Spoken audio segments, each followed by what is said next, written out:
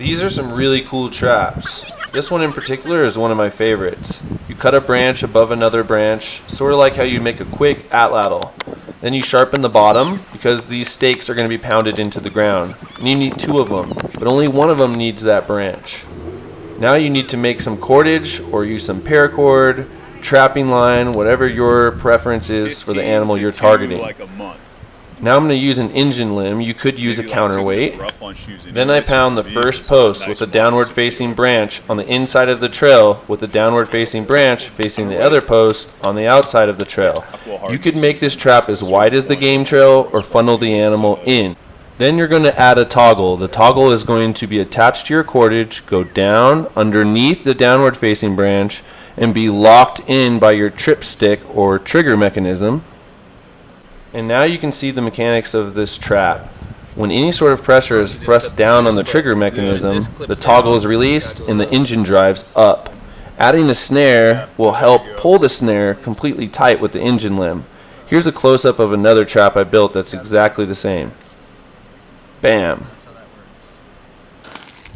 And for this one, like, I found a branch, you know, that's coming up, so it's going to be like a nice spring for us already. Yeah.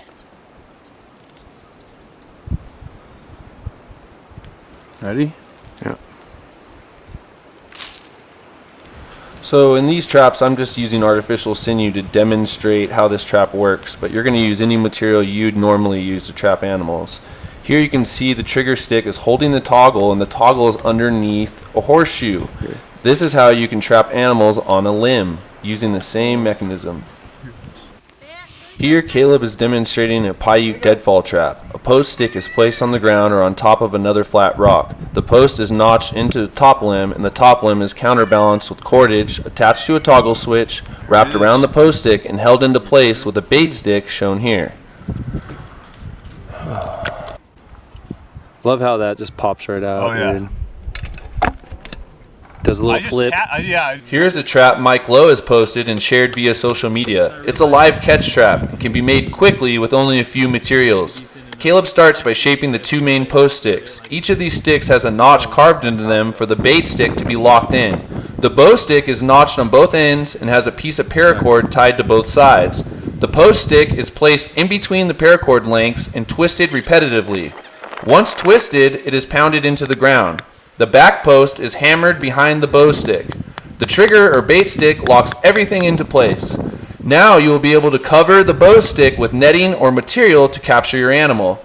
Caleb uses sinew to tie the netting down. The back of the netting is held down by mini stakes pounded into the ground, wrapped with cordage, and go through the netting. This is the longest and most time-consuming part of the build. If you haven't had the chance to visit Mike Lowe's social media pages, please go and visit and check out his work. He very well may be a primitive engineer. Yeah. This final trap is a modification of Donnie Dust's Pebble Deadfall trap. We just don't have round rocks on our property. So we used a round stick, and the rolling Stick Deadfall was brought into existence. Boy, is this trap ever sensitive.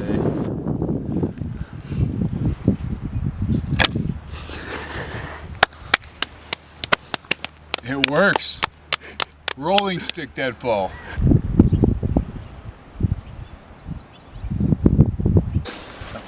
Photos of that too.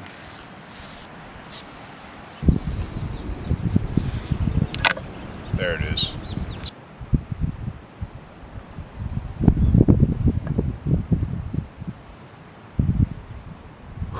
Dude, that's hairpin, dude. Yeah. It was like right on the edge, like it was.